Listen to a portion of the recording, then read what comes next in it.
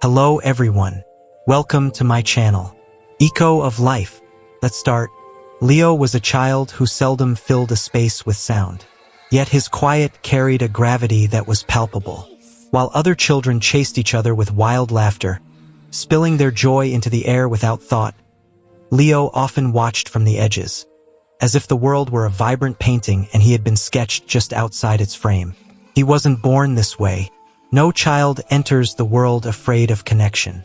Something shaped him, quietly molding a boy who hesitated before speaking, who weighed every word before it left his lips, who wondered if there was anywhere he truly fit.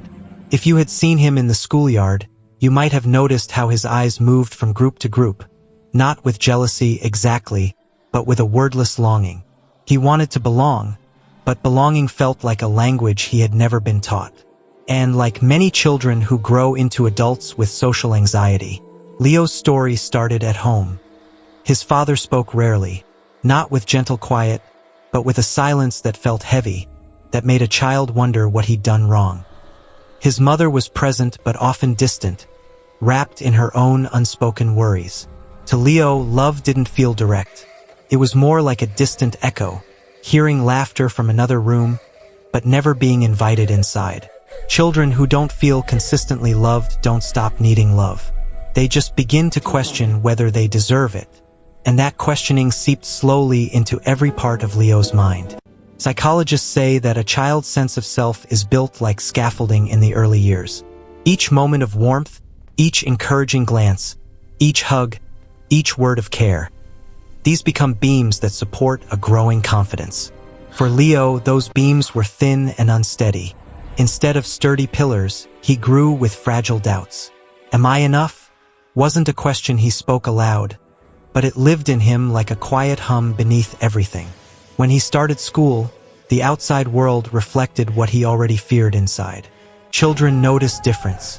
They sense the quiet one, the hesitant one, the one who doesn't push back when teased. And so Leo became a target, not of deliberate cruelty, but of jokes that still cut deeply. A shove in the hall, a whisper followed by laughter, a name turned into something mean. To others, it was ordinary childhood teasing. To him, it confirmed a private belief that something about him was off, that his place in the world was smaller, shakier, less certain than everyone else's. This is where social anxiety begins to root. It isn't just shyness. It isn't simply being quiet. It's a constant inner rehearsal of potential embarrassment, of how one might be seen. For children like Leo, neglect at home and rejection at school create a painful cycle. He felt invisible in one place, humiliated in another, and powerless in both. His mind, like any child's, adapted to survive. And the way it adapted was by withdrawing, by measuring every move, believing that if he stayed small enough, quiet enough, unnoticed, he wouldn't be hurt again. But here lies the tragedy. What protects a child in one setting often becomes a prison in another. Leo's quiet, his caution, his distance. These were tools of survival in the storm of his childhood. Yet as he grew, they hardened into walls that kept him from the very thing he longed for: connection. Consider this: when a child never feels safe enough to speak freely, their nervous system learns to brace every time another person looks their way. This is the biology of social anxiety.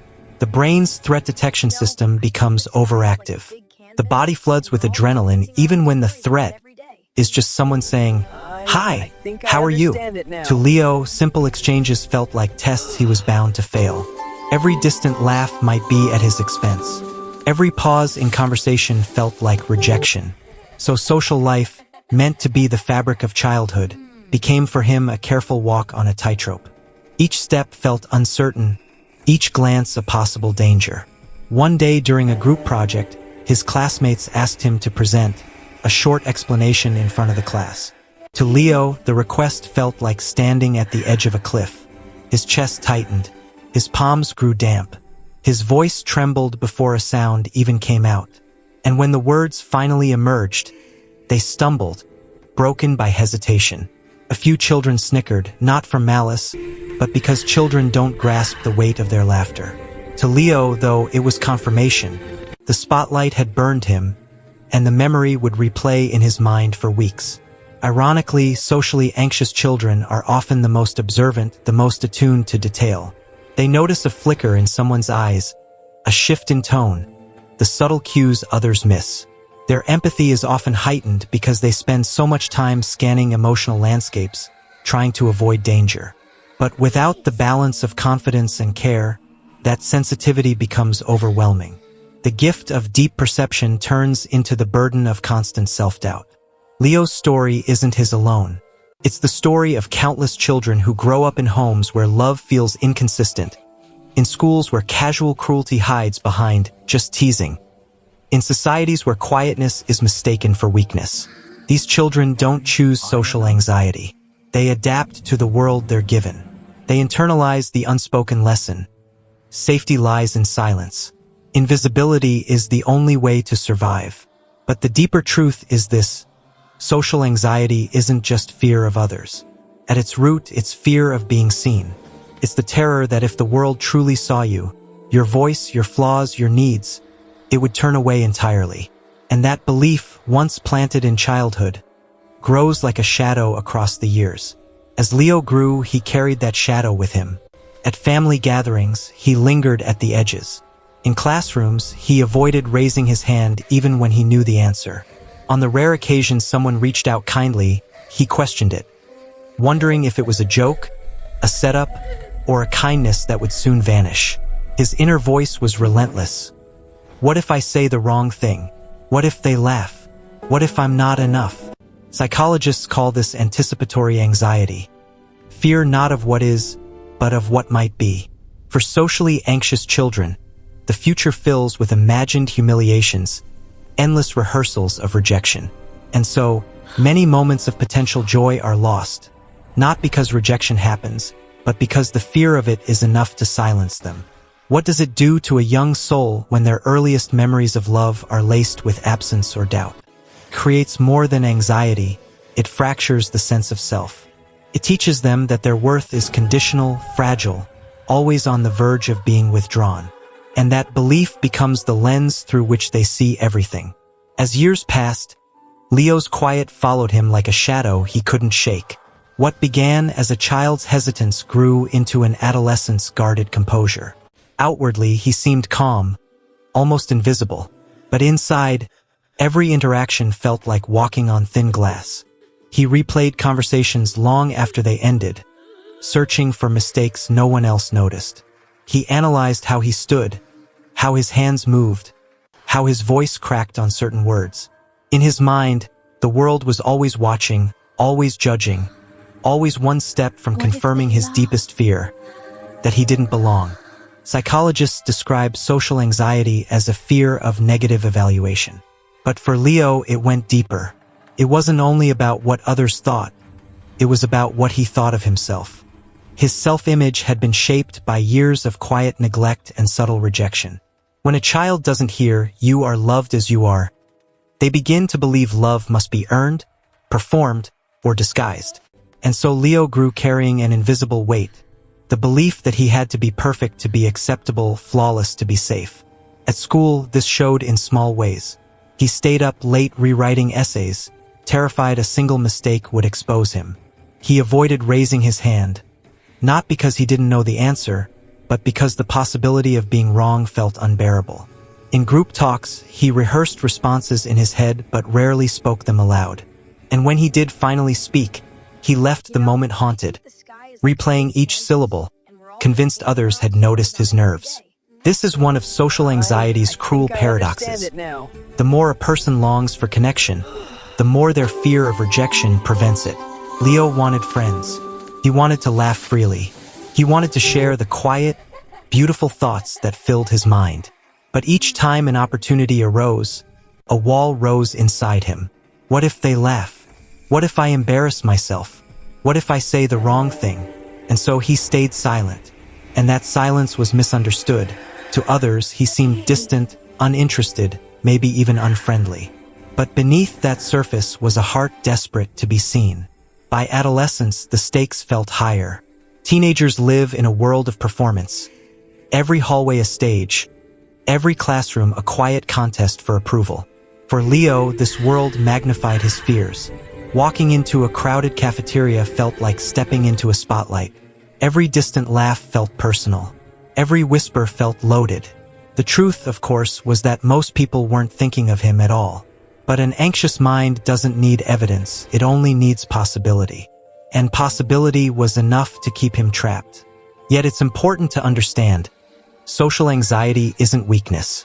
It isn't laziness or a lack of will. It's the nervous system doing exactly what it was trained to do: protect. Leo's brain had learned from early neglect and schoolyard rejection that the world wasn't safe.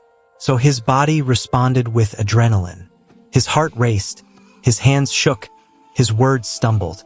To others, it looked like shyness. To him, it felt like survival. But over time, survival came at a cost.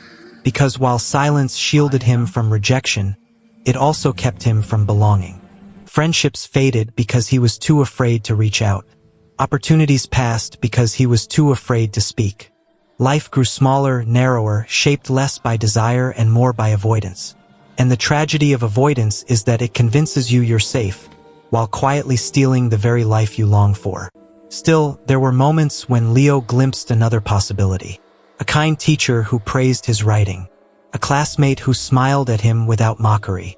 A rare afternoon when he spoke freely and no one laughed. These moments were small, but they carried weight. They reminded him that maybe his fears weren't the whole truth, that maybe there was more to him than the anxious voice in his mind. This is where the psychology deepens. Research shows social anxiety often emerges in childhood but can persist unless interrupted. Patterns become self-reinforcing. Fear leads to avoidance, avoidance prevents positive experiences, and the lack of positive experiences confirms the fear. But within that cycle lies the possibility of change, because just as the brain learns fear, it can also learn safety. Just as the body remembers rejection, it can also remember belonging. For Leo, healing didn't come all at once. It arrived in fragile steps, often so small they barely felt like progress. Speaking one sentence in class, making brief eye contact, letting himself laugh without immediately analyzing it. These moments were uncomfortable, sometimes painful, but each one chipped away at the walls he'd built. And with time, he discovered something profound. The fear never fully vanished, but his ability to carry it grew. This is a vital truth about social anxiety. Healing isn't about erasing fear. It's about changing your relationship with it. It's realizing that fear is a voice, not a verdict. That trembling hands and a racing heart aren't signs of weakness. They're signs of courage in motion. Leo began to see that every act of speaking, every step toward connection, wasn't proof of failure, but evidence of bravery. Still, the past lingered. The absence of parental warmth, the sting of childhood teasing, the long years of silence. These left marks that couldn't simply be erased. But instead of only being scars, they began to transform into understanding. Leo's sensitivity, once a burden, became a strength. He noticed what others overlooked. He listened deeply. He understood the quiet struggles of people around him. And slowly he realized that what once made him anxious also made him compassionate. Here lies the paradox of social anxiety. The very qualities that fuel it, sensitivity, self-awareness, a deep need for connection, can, with healing, become foundations of wisdom and empathy. What once made Leo feel fragile now gave him insight into the human heart. But let's return to the larger question. Why does a child like Leo become socially anxious in the first place? The answer is layered. Attachment theory suggests that when children don't receive consistent warmth and responsiveness from caregivers, they can develop insecure attachment styles, often showing up as anxiety in relationships. Trauma research shows repeated rejection or humiliation can rewire the nervous system to anticipate danger in social settings. Cognitive psychology points to thinking patterns like overestimating the likelihood of rejection that keep the anxiety alive. Yet beneath all these theories lies something more human, more universal.